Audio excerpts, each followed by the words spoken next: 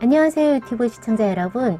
내 집 마련의 꿈, 새 아파트 분양의 첫걸음, 뉴스를 통해 살펴보는 2019년 청약시장 전망과 달라진 청약제도의 내용 쉽게 알려드립니다. 끝까지 봐주세요. 정부의 부동산 규제와 공시가격 논란, 여기에 대규모 입주 물량까지 연일 주택가격 하락에 관한 뉴스가 끊이지 않는데요. 상황이 이렇다 보니 실수요층마저 분양시장으로 눈을 돌리거나 급매물을 기다리며 전반적으로 매매 거래 없이 주택시장은 관망하는 분위기입니다. 새해에도 당분간은 집값의 하락을 전망하는 가운데 명절을 지나고 본격적으로 열릴 분양시장에 대한 관심이 주요 뉴스로 등장했네요. 2017년 12월부터 2018년 12월까지 아파트값 상승률을 분석한 결과에 따르면요. 한 해 동안 서울은 8.03%, 경기도 과천 13.44%, 성남 분당구는 12.7% 상승했다고 합니다. 아파트 가격은 치솟고 분양가 상한제로 가격이 통제되다 보니까 실수요자와 투자자 모두 내 집 마련과 시세 차익을 동시에 잡을 수 있는 분양시장으로 몰리는 거야 당연한 현상이겠죠. 급기야는 로또 청약 논란까지 나올 정도로 여러분 표에 보시는 것처럼 1순위 청약 경쟁률이 엄청났었습니다. 올해는 어떨까요?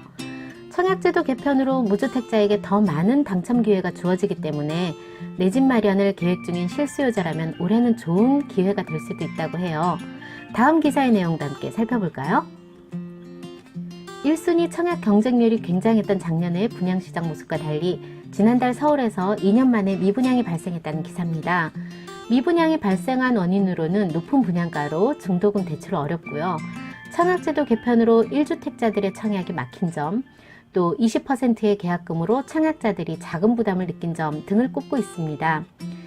보통 아파트를 청약하는 건 시세보다 싸게 아파트를 분양받기 위한 건데요. 시세랑 별반 차이가 없거나 비싼 분양가에 중도금 대출이 어렵고 계약금까지 부담스럽다면 실수요자 입장에서는 올해 서울 및 수도권에 예정된 대규모 입주 물량하고 요 수익성을 비교해보지 않을까 싶습니다. 여기서 잠깐 바뀐 청약제도의 주요 내용을 다시 확인해 보겠습니다.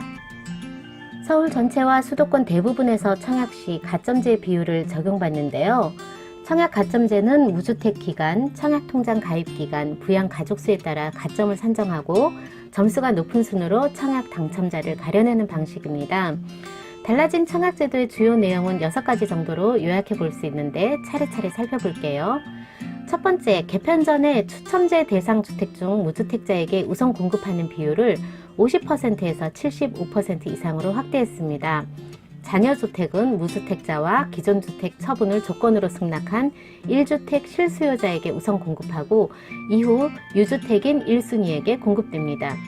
두 번째, 유주택자로 간주되는 시점에 변화가 생겼죠. 기존 제도에서는 소유권 이전 등기를 마친 시점부터 유주택자로 간주되었기 때문에 당첨받은 주택을 분양권 상태에서 매도하고 다시 청약을 받을 수도 있었어요. 개정안 시행 후에는 분양권 및 입주권의 공급 계약을 체결한 날로부터 주택을 보유한 것으로 변경됐습니다. 다만 미분양 분양권을 계약해 취득한 경우는 예외로 하고요. 미분양 아파트의 분양권이라도 이미 계약한 분양권을 사들였다면 주택으로 인정됩니다. 세 번째, 신혼기간에 주택을 소유한 사실이 있으면 신혼부부 특별공급 대상에서 제외됩니다. 보유주택을 팔아서 시세 차익을 얻은 다음에 또다시 신혼부부 특별공급 자격을 얻어서 새 아파트를 분양받는 얌체족을 배제시키겠다는 취지죠.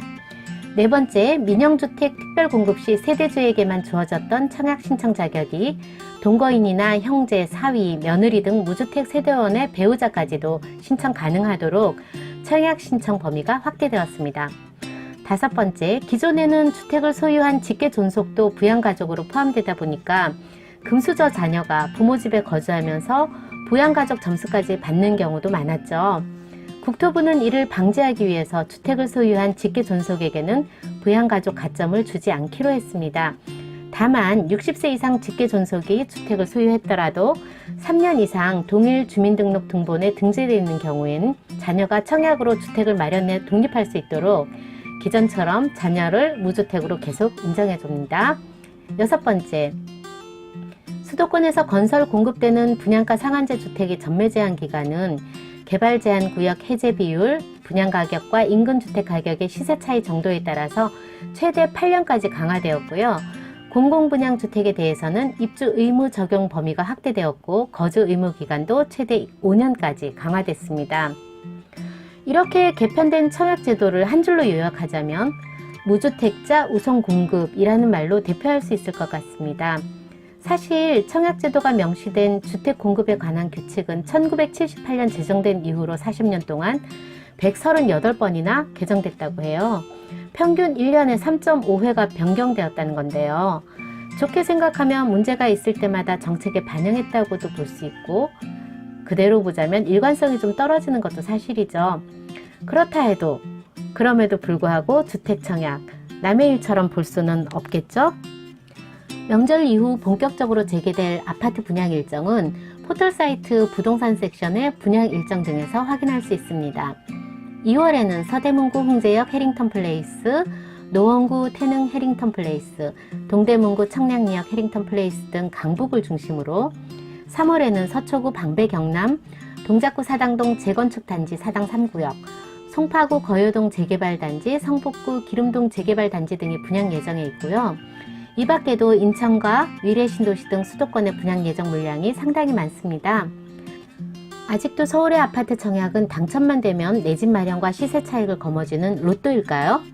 정부가 발표한 새 부동산 정책은 무주택의 실수요자에게 온 절호의 기회다라고도 하지만 적당히 분양 일정 보고 적당히 평형 찾아서 청약하고 기다린다고 일사천리로 내 것이 되는 건 아니죠. 어쩌면 지금은 급매물과 실속 있는 분양 아파트를 전략적으로 비교 검토하는 것이 중요한 시점이라고도 볼 수 있습니다. 살펴본 것처럼 청약 조건과 분양가, 대출 조건 등은 정부의 정책에 따라 또 시장 상황에 따라 급변하기 때문이죠. 특히 개편된 청약제도는 무주택자의 청약 당첨 기회를 높였지만 계약금과 중도금 대출 규제, 강화된 전매 제한 조건 등으로 지금 계획을 상세히 세우고 전략적으로 접근한 자세가 더 필요합니다. 여기에 더하여 급매물을 알아보는 눈과 주택 청약에 대한 정확한 이해도 필요하겠죠?